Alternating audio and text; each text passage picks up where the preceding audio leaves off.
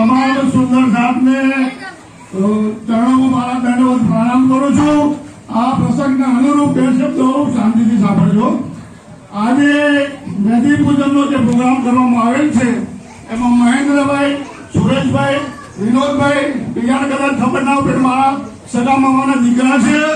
દલા મામા, પછી માનવ મામા, દાદા મામા, લવજી મામા, જેઠા મામા અને મોતી મામા. મોતી મામાના દીકરા ગોવિંદભાઈ ધામધમ થઈ ગયા. કચરાભાઈ હજાર આવ્યા છે. અમારા મના મામાના અમરાભાઈ અને ધનોભાઈ આવ્યા છે અને મોહભાઈ ધામધમ થઈ ગયા.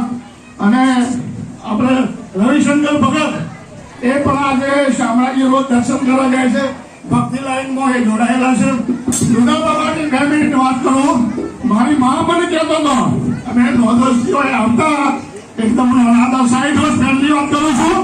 60 વર્ષ પહેલાની મારી મા, મારા માસી કંકુ માસી, એક માસી રતન માસી પુનાસણ, એક માસી જીવી માસી મકપોર, એક માસી તોરણી રૂપા માસી.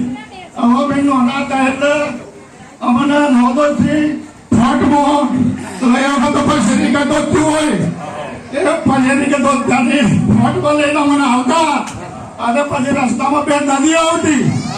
નદીઓ આવે એટલે અમે થાકી જઈએ. એટલે મામાનું ઘર કેટલા એટલે કે દીવો ભરે એટલે કારણ કે પેલા આવતા આવતા દારૂ એ પડી જાય એટલે આ બાજુ દીવા ભરતા હોય એટલે ખ્યાલ આવો પેલા મામાનું ઘર બહાર ના જીકશે. હવે જુદા બાબા પણ ખૂબ ભક્તિ લાઈનના માણસ હતા.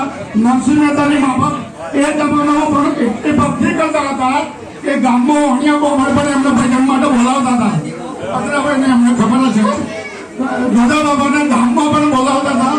અને એના પ્રતિક રૂપે આજે પણ ગામમાં જે પેપરો વાળેલો છે એ જુદા બાબાના હાથે પેપરો વગાડેલો છે. એ કદાચ બધાને ખબર છે, બરાબર. અને જુદા બાબાથી જયારે ગામ ખબર આવ્યું ત્યારે મારી મા વાત કરતો હતો કે ભાઈ આ મહિના અમારો તો લગ્ન થઈ ગયેલો, બધાનો મને બોલાયેલો, બધા ભાઈઓને, બધા બહેનોને, સગાવાળાને બોલાયો. ઘરમાં બિહારીને બધાને જો જાત્રા કરેલી એની બધી જયો બોલાયેલી. જયો બોલાયેલી ગંગાજળ આપેલું, ચંદન અને બાબાનો પૈસો મૂકવા હતા ને એ મેં જ્યાં મૂક્યો છે એ કે ભાઈ મારિયા ઉપર લઈ આવો. દાદા મામાને કે ભાઈ હવે સોમો કરો. એ સોમો કરવા દીધો એટલે મામાનો જીવ તો ના ચાલે એટલે થોડો બાજુમાં ગયો. એ વખતે લેપ થતા સોમો કરતા નહીં. તો ભાઈ કે મારા ઘરવાનું આવી ગયું છે, તો ઘરના ઘેર આવી ગયું છે, રિક્ષા મને સોમો કરો. બાજુમાં નથી લેવા. મારી બા કહેતો હતો, સાચી વાત તમે કહું છું કે રિક્ષા એમને સોમો કર્યો. બધી જગ્યાએ બોલાવી, ચંદનનું તિલક કર્યું, પ્રસાદ આપ્યો. અને પછી કે ભાઈ તમે કોઈ રોતો નહીં, મારે જવાનું આવી ગયું છે ભગવાન, તમે રોતો નહીં ફરાજો કોઈને ના ભાઈ.